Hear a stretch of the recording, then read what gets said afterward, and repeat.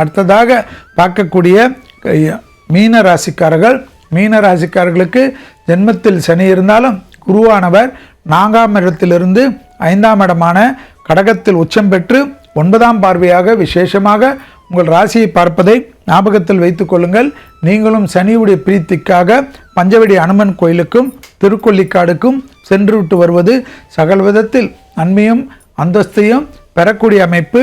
குருவால் அற்புதமான அனுகூலத்தை இந்த குரு பெயர்ச்சியில் பெறக்கூடியதில் மீனமும் உண்டு. ஏனென்றால் சுப பார்வை 9ஆம் பார்வையாக குரு உங்களை பார்வையிடுவதனால் குடும்பம் ஏற்றம், தொழில் ஏற்றம், உத்தியோகம் ஏற்றம், வியாபாரம் ஏற்றம், வாகன அமைப்பு அனுகூலம், புதிய தொழில் கிடைப்பது, மன அழுத்தம் போடுறது, குடும்பத்தில் அந்யோன்யம் அதிகரிப்பது, லாபங்கள் ஏற்படுவது, முதலீடுகள் செய்வது, லாட்டரியில் பணம் வருவது, வெளிநாடுகளில் பெரிய பயணங்களை மேற்கொள்வது, வெளிநாட்டு அதிபர்களை தொடர்பு கொள்வது, வெளிநாட்டு தொழிலதிபர்கள் உங்கள் தொழிலுக்கு முதலீடு செய்வது என்று எட்ஸெட்ரா எட்ஸெட்ரா எல்லாம் பார்த்து கொள்ளலாம்.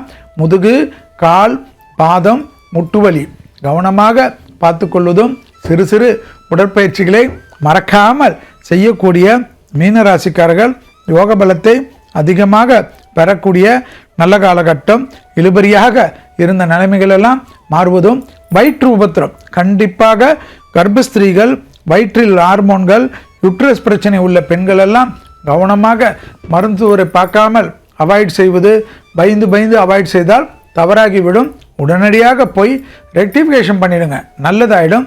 பிள்ளைகளுடைய படிப்பு, உத்தியோகம், தொழில், வியாபாரத்தில் அதீத கவனமாக பார்த்து கொள்வதும், பிள்ளைகள் விஷயத்தில் பூத கண்ணாடி ஆராய்ச்சி கூடவே கூடாது. பிள்ளைகள் வண்டி வாகனத்தில் கவனமாக அன்புடன் செல்லுமாறு அன்புடன் கேட்டுக்கொள்வதும், பிள்ளைகளுடன் தேவையில்லாத வாக்குவாதத்தில் தவறாக சண்டை போடுவதெல்லாம் கூடவே கூடாது.